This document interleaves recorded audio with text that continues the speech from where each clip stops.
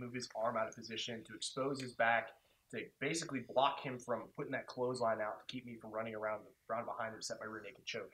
So anytime that I have a really strong 2-on-1 grip, that arm drag is basically 2-on-1, right? I got a wrist grip, and I got an arm drag grip. So I'm really shutting down that whole side of his body like we talked about, and getting a lot of control on one side, loading up all my resources there to make that happen.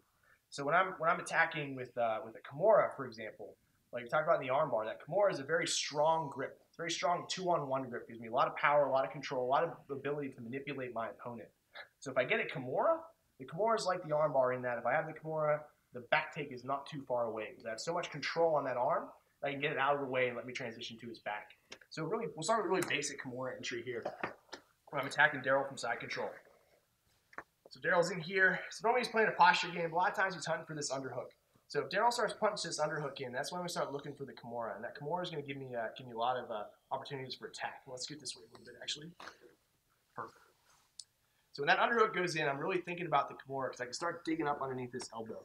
And this transition is going to look like kind of the long way around, like it's a lot to get to the back. So keep in mind that I'm trying to finish the Kimura the whole time. So even though we're showing this as a sequence, if I have the opportunity to break that grip and finish the Kimura, I'm definitely going to. I'm not gonna take the back just for points. I'm gonna finish the fight as soon as I can.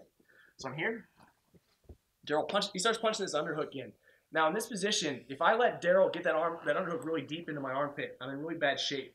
So I want to try and reduce the underhook as soon as possible. I want to get as low on his fingers as possible. That's gonna make his arm weaker, right? His grip's stronger. The deeper it gets and the closer to my body he gets.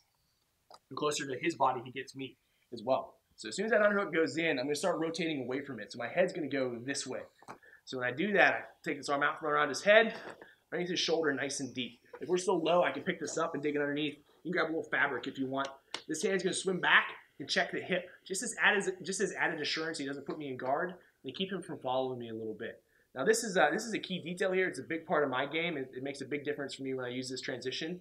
I'm going to drop into north-south. But when I do that, I'm going to angle my hip and put it right in this crease between his head and his shoulder, kind of like right here. Like if I was going to karate chop him, that's where I'm going to put my hip. Okay, I'm not really going to karate chop him, girl. I'm here. So he's got this. Normally he's got this hand on my hip, kind of blocking my belt line. This can also be pretty nasty on the wrist, so it can be fun that way too. Here, checking the hip. It's going to drop my left hip into that crease. Just angle it. Boom, right inside. Now look how I'm being pretty mean here. I'm using that hip to turn his head away, give you a lot of control. So I'm playing this north-south position. I'm pretty flat, pretty low.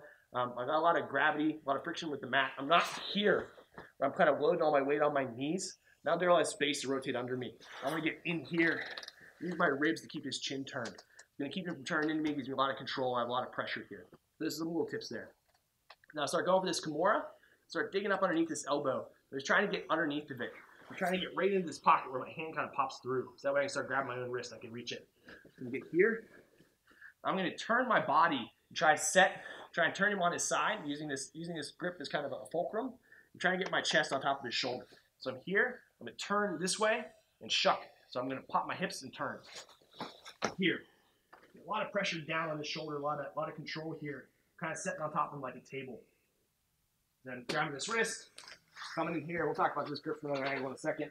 So I'm in this position. So I'm going to use this to take his back. Okay? Let's actually flip around now. Perfect. Let's get this way. A little more. Perfect. So we'll just start from the beginning. So I'm here. Boom, I drop in. Be nice and mean. Under the elbow. Pop up. A lot of pressure to keep Daryl from tipping too far forward, too far back. Now he's perpendicular with the mat. He's sticking straight up. His chest is exposed and his back's exposed. So I got a lot of opportunities here. His hands punch through. I grab this wrist. Now all my weight, so I'm up on my toes, I'm up on my feet here. All my weight's on top of Daryl. That slows him down a little bit. Gives me some time to work. It's always nice to have time to work. I'm going to climb into my vertical north-south. Here, pinching in nice and tight. Going after this Kimura. Now your basic Kimura finish, I mean, you're popping this out. You're taking this behind his back. A lot of times guys are grabbing their belt.